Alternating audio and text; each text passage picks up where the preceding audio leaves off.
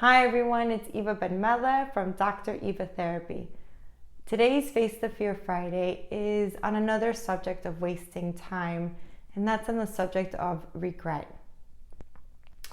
I was looking into the differences between regret and repentance, and I came across a lot of different viewpoints, but I wanted to share with you why I think that regret is a waste of time.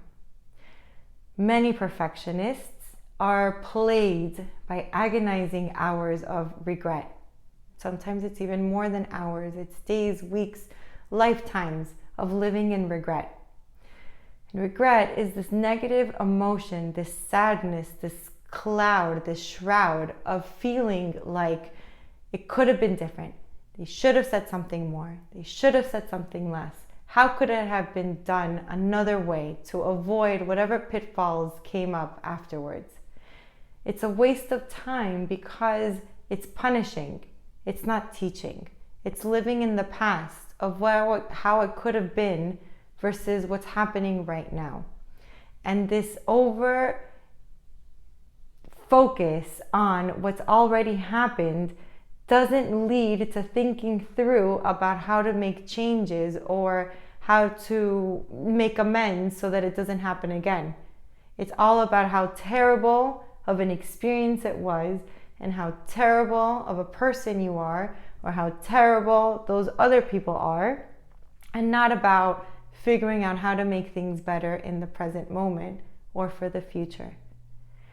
It's a waste of time because it's not helpful.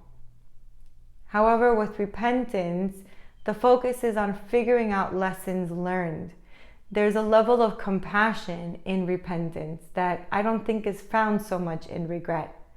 A lot of times when we're upset with ourselves or we're upset with others for what we've allowed to happen in our life and we regret certain experiences, it's because we are erroneously thinking that we should have perfect vision like what we do now versus before, the saying, hindsight is 20/20. Well, you did the best that you could with what you knew, and if you knew better, you still acted within the ways that you thought you were capable of acting for the reasons that you thought made the most sense in that moment. So a lot of people say if you know better, you do better. I don't know if I agree with that. I think sometimes we do know better, but we're scared, or we have limiting beliefs, or we don't know how to get out of situations, or we're just not ready, even if we know. So it's not about the information. A lot of it is about feeling ready and up for the challenge. So if you find yourself living in regret and that your mind is constantly being filled with all of these shoulda, woulda, couldas and constantly berating others for how they're treating you, I want you to take a moment and flip that conversation, that inner monologue in your mind, and start to think about your present moment. What exactly did you allow back then to take place that you're continuing to allow now?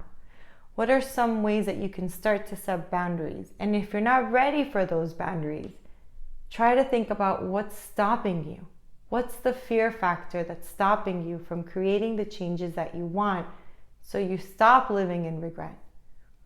And if you find yourself that you're actually having compassion for yourself and you're starting to let go all of the punishing thoughts that you have, then you're on the way for repentance and on the way to try to find a life that you enjoy to live. I want to leave you with that because it's a lot of self-reflection, and both of them are different ways of going back in time.